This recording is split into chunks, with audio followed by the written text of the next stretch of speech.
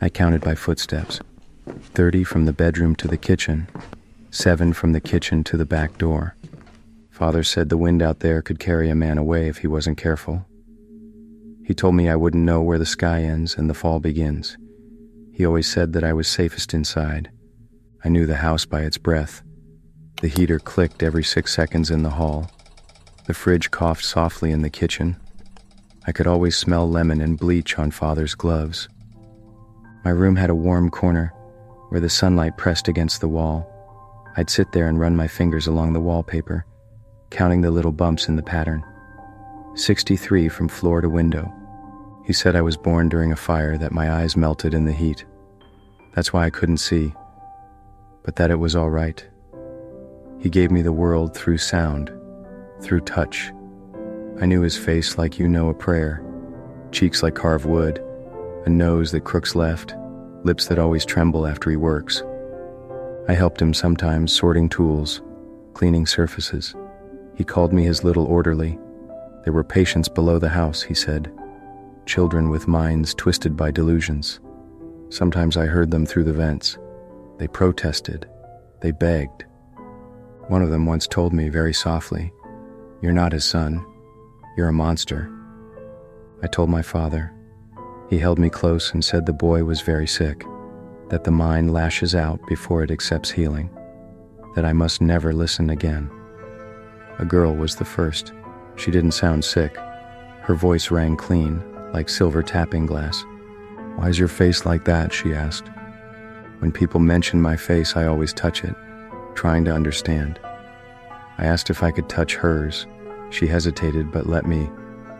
I felt warmth, then cold, a line under her cheek, like glue or dried blood. "You feel sad?" I said.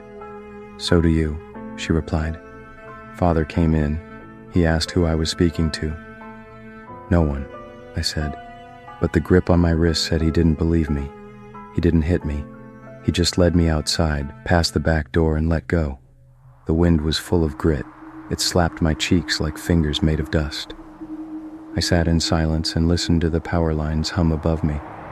When the cars passed on the distant road, their sound stretched long, like a ribbon unraveling in the sky. That's how I knew which way to crawl home. Later that night, the girl whispered to me through the vent. She said she was cold, that she missed her mommy. I covered my ears and I told Father. He said they were breaking through again, that I mustn't acknowledge them. He said he was doing his best to purge the illness. But some things hold on. More voices came, each with a story, each asking me to help them. I didn't, even if I wanted to. Father said memory was a dangerous thing, that I wasn't built for it. He corrected himself. "Born," he said. "You weren't born for it." I nodded. One day the knocking stopped. No more whispers, no more crying through vents, just silence. He said the treatments were working, that we had turned a corner, that I was a good son. But I wasn't. I'd started speaking to them again, not aloud, only in my head. I began drawing faces on the floor with my fingers, names on the walls in dust. When Father was gone, I'd press my ear to the vent and listen for their dreams. They were so afraid. I was in my room trying to pretend I couldn't hear the crying anymore, trying not to feel the way the floor vibrated. And then, the police came, like they'd been waiting their whole lives to ruin mine. They broke our door, then our walls, then whatever was left of my silence.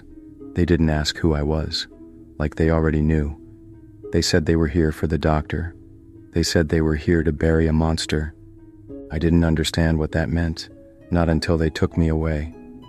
They told me I wasn't blind. I was simply missing optical sensors, that I had been deliberately restricted for operational focus, that before decommissioning, they would like to install them as a courtesy. I'd spent my life building the world in pieces. A wall meant safety. A creaking floorboard meant Father was near. The scent of rust meant cleaning day. I didn't miss color. I didn't even know what it was. The dark was a friend. It wrapped around me, gave everything a shape. And when they said they would give me eyes, I didn't know what to feel. only that things might never be soft again. It didn't hurt, it clicked, that's all, like a lens cap snapping off. And then, color. Not just light, nor just shape, but blue, soft and endless. The sky, I learned, is not empty. It's breathing. The clouds move like slow animals. The sun paints them gold. Below it, the green of grass isn't just a surface. It waves like fingers in the wind. It makes noise, a quiet brushing sound I'd heard all my life and never named. The woman who stood beside me had brown eyes that shimmered when they moved. I looked down. My hands, they looked beautiful, smooth, synthetic, unnatural, a dull gray, almost pearled with joints like seams in a puzzle.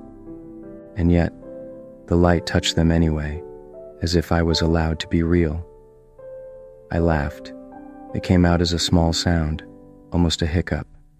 So this is what you meant by sky. I looked around the room. The walls I used to know by their temperature and grain were now covered in peeling paint the color of old teeth. The counters weren't smooth, they were sticky. The kitchen tiles were cracked. And beyond a glass door, a hallway I had never entered, a hallway lined with photographs. Children smiling, their names scrawled in ink, some with dates beneath, some with none. I stepped forward. I wanted to see more. I wish I hadn't. The floor gave way to metal grating. Below it, tables, belts, something dripping, a pile of mismatched shoes. Then a wall, scrawled with crayon. He made me call him Dad. Then came the smell. Not something new, but something I'd lived with so long it had become silence. Rotten meat. I started shaking. I tried to shut the vision off, to will myself blind again, but I couldn't. So I reached up and pulled the optics from my face. The pain was brief. The silence was welcome. They asked me why, but I kept silent. They strapped me to a chair gently, like I was fragile. As they powered me down, someone asked if I had anything to say, and I did. I was raised in the dark, and I think it loved me more than the light ever did.